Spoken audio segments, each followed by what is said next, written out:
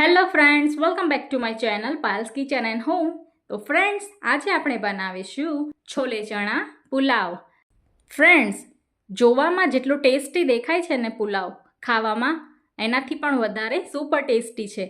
તો છોલે ચણા પુલાવ બનાવવા માટે મેં પહેલેથી જ કાબુલી ચણાને 7 થી 8 કલાક માટે પલાળીને બાફી લીધા છે.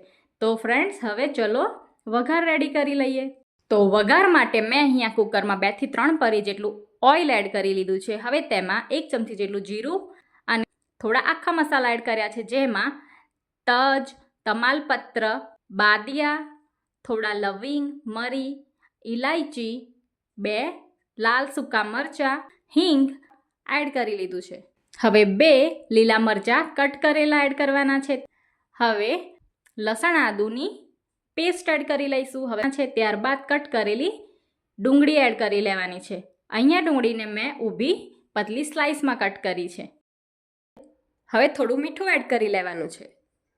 તો હવે બધી વસ્તુને સારી રીતે મિક્સ કરી લેવાનું છે અને તેલમાં ડુંગળી થોડી બ્રાઉન થાય ત્યાં સુધી સાંતળવાની છે.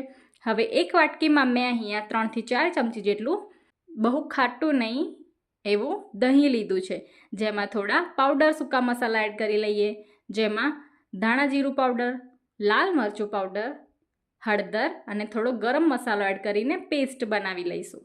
હવે ડુંગળી થોડી લાઇટ બ્રાઉન થઈ ગઈ છે, તો કટ કરેલા ટમાટર એડ કરી લઈશું અને ટામેટાં સોફ્ટ થાય ત્યાં સુધી તેને તેલમાં સાંતળવાનું છે. હવે આપણા ટામેટાં થોડા સોફ્ટ થઈ ગયા છે, તો બનાવેલા દહીં મસાલાની પેસ્ટ આમાં એડ કરી લઈશું અને બધું સારી રીતે મિક્સ કરવાનું છે. હવે 2 ચમચી જેટલો છોલે મસાલો એડ કરી લેવાનો છે. હવે આપણા બાફેલા કાબુલી ચણાને આ મસાલામાં એડ કરી લઈશું અને ચણાને મસાલા સાથે સારી રીતે મિક્સ કરીશું, જેથી આપણો બધો મસાલો ચણાને કોટ કરી લે. હવે ધોઈને રાખેલા ચોખાને એડ કરી લઈશું અને ચોખાને મસાલા સાથે સારી રીતે મિક્સ કરી લેવાનું છે. હવે જરૂર પ્રમાણે પાણી એડ કરીને સ્વાદ પ્રમાણે મીઠું એડ કરવાનું છે અને ઢાંકણ બંધ કરીને 3 સીટી થવા દેવાની છે. તો તમે જોઈ શકો છો ફ્રેન્ડ્સ, આપણી કુકરની 3 સીટી થઈ ગઈ છે. તો કુકરને ઠંડુ થવા દઈશું અને ઢાંકણ ખોલીને ચેક કરીશું. તો આપણો પુલાવ મસ્ત રીતે બની ગયો છે.